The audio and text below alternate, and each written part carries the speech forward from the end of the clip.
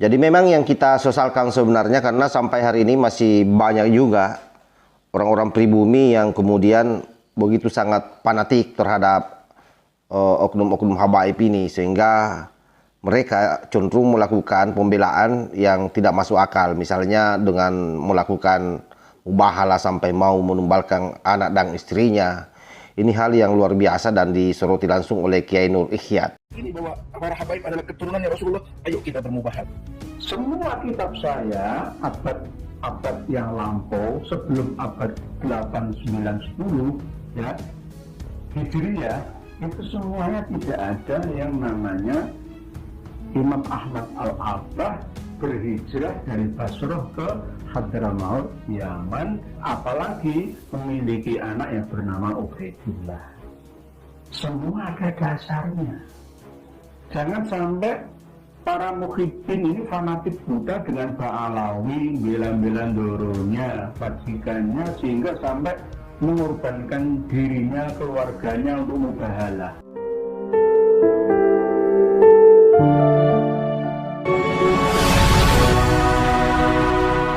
Assalamualaikum warahmatullahi wabarakatuh. Om Swastiastu, Namo Buddhaya, salam kebajikan. Kembali bersama Tolang 9 dari Buta Pandita Lopi Kabupaten Bulukumba. Kita tahu bahwa wacana soal Porhabibang ini sudah memasuki fase akhir, di mana ada salah satu hal yang sampai hari ini masih menjadi polemik di kalangan pribumi, yang mana itu masih banyaknya orang-orang yang kemudian cinta fanatik terhadap mereka sampai-sampai rela mengorbankan diri dan keluarganya. Sebutlah misalnya salah satu ustadz yang ada di Banten, yang namanya Ustadz Bukhari ya kalau tidak salah, itu sampai menantang Kiai Imad untuk melakukan mubahalah, bahkan siap untuk mengorbankan dirinya dan keluarganya sampai 7 turunan. Ini kan sangat berbahaya sekali. Sementara kita tahu bahwa sampai hari ini apa yang terjadi terkait soal Pernasabang ini masih menjadi tanda tanya besar, dan bahkan hasil penelitian Kiai Imad itu sudah menjadi buku, dan dalam bukunya jelas mengatakan bahwa nasab habaib terputus ke Rasulullah Shallallahu Alaihi Wasallam. Karena itu kemudian edukasi memang sangat penting untuk dilakukan terus-menerus. Oleh karena itu Kiai Nur Ikhyat mengingatkan kita semua bagaimana posisi kita sebagai orang pribumi. Karena apa yang kita lakukan ini bukan adu domba, apa yang kita lakukan ini bukan ujaran kebencian, apa yang kita lakukan ini bukan fitnah. Karena yang dimaksud dengan fitnah katanya itu kalau misalnya kita tidak punya bukti otentik, sementara apa yang disampaikan oleh Kiai Imad itu merupakan hasil penelitian dan memiliki data yang konkret soal itu. Oleh karena itu yang dilakukan ini adalah amar ma'ruf nahi munkar, dan itu juga perintah agama. Oleh karena itu coba kita simak bagaimana penjabaran dari Kiai Nur Ikhyat. Assalamualaikum warahmatullahi wabarakatuh. Kita berbicara ilmu. Jangan sampai diskusi dibalas dengan mubahalah. Baru-baru ini ada seorang ustadz dari Banten itu yang mengajak mubahalah dengan Kiai Imaduddin Utsman ini ya. Logikanya di mana? Apakah tidak berani? Ya siap, saya berani. Sesuai dengan hadis Rasulullah Shallallahu Alaihi Wasallam, al-bayyinatu lil mudda'i wal yaminu alaman angkaro.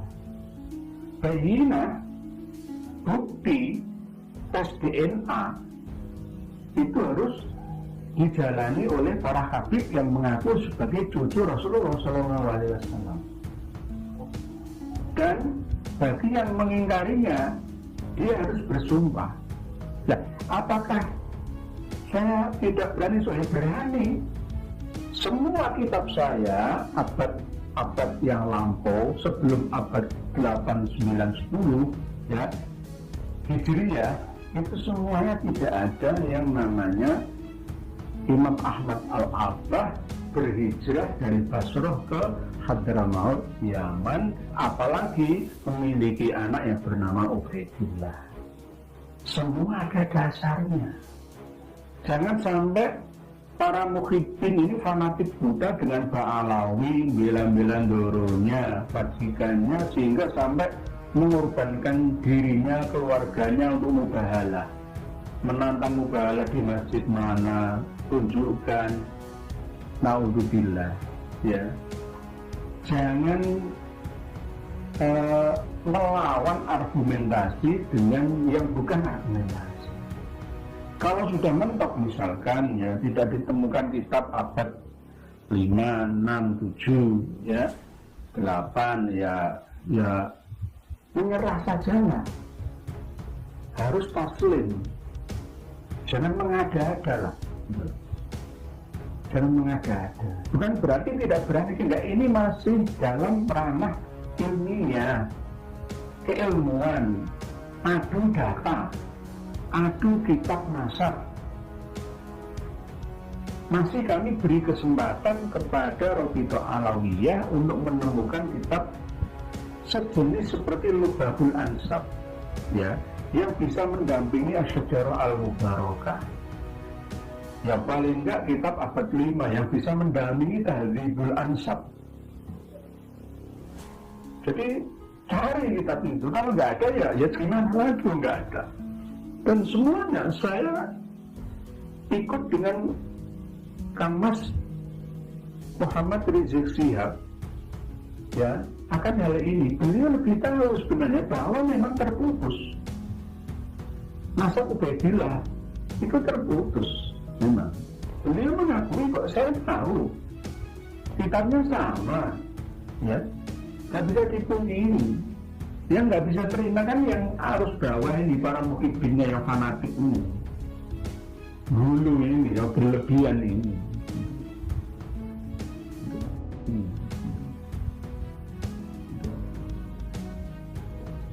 Habib Bahar juga sebenarnya tahu, para habib-habib sepuh ya tahu, Rabithah Alawiyah semua ya tahu bahwa memang nasabnya terputus. Nggak nyambung, mengkotek. Kan sudah jelas, kenapa kita masih ngotot gitu loh. Yang arus bawah ya nggak ngerti-ngerti ini, saya siap mubahalah mengorbankan saya dan keluarga saya. Nah, ngomong apa? Guyon namanya, guyon. Sini dibalik mana ilmiahnya. Gak cocok mubahalah. Gunakan akal sehat kita, gunakan ilmu, tidak sama. Kul hal yastawil ladzina ya'lamuna wal ladzina la ya'lamun. Jangan sumpah pocong.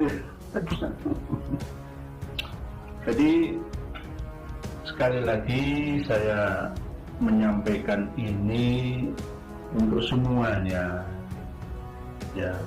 Fitnah itu jika tidak ada datanya, referensinya, itu namanya fitnah, ya. Kalau ini namanya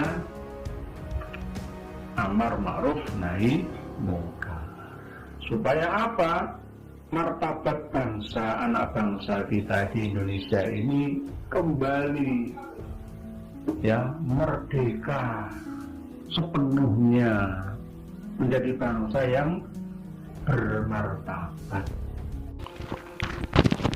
Oke, saya kira jelas ya apa yang disampaikan oleh Kiai Nur Ihya. Jadi ada beberapa poin saya kira yang bisa kita simpulkan. Yang pertama tentu niat besarnya adalah bagaimana supaya para oknum-oknum pribumi yang selama ini fanatik buta terhadap mereka itu jangan sampai kemudian berpikir hal-hal yang tidak masuk akal sampai mau melakukan mubahalah saking cinta butanya. Saya kira itu pelajaran pertama, di mana memang beliau berharap bahwa seluruh anak bangsa ini bisa betul-betul full merdeka, bermartabat, jangan dalam posisi terjajah terus.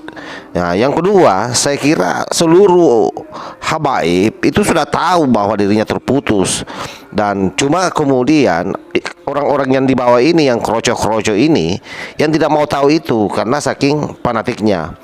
Nah, yang ketiga, saya kira selama ini juga sudah diberikan ruang bagaimana supaya mereka mengkanter seluruh hasil penelitian Kiai Imad terkait soal nasab ini, Tetapi faktanya kemudian sampai hari ini mereka tidak mampu. Bahkan Kiai Imad sendiri sudah menerbitkan bukunya, dan itu saya kira semakin susah untuk dikanter karena harus dikanter dengan menggunakan buku juga. Nah, oleh karena itu Kiai Nur Ihya mengatakan angkat tangan saja, mengaku saja kan. Kalaupun misalnya tidak mau mengaku langsung, ya lakukan satu hal lagi. Ini yang terakhir saya kira, yaitu tes DNA. Tetapi kalau tidak mau tes DNA, ya sudah, tidak ada masalah. Kami juga tidak akan mempersoalkan kalian.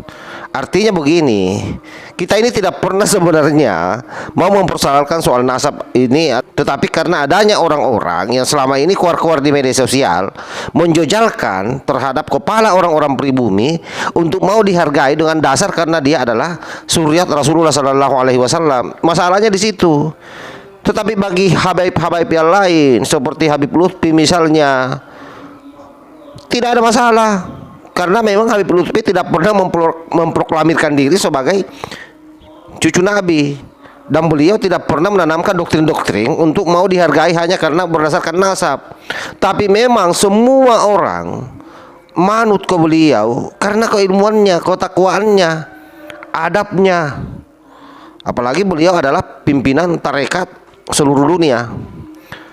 Siapa yang tidak kenal beliau? Oleh karena itu, jangan kemudian menganggap bahwa kita ini membenci suriat Rasulullah Sallallahu Alaihi Wasallam. Ini dilakukan karena ada dasar, ada bukti. Jadi sekali lagi, berhentilah kalian membangun narasi fitnah, membangun narasi kebencian terhadap suriat Rasulullah Sallallahu Alaihi Wasallam. Wallahul muwaffiq ila aqwamit thariq. Wassalamualaikum warahmatullahi wabarakatuh.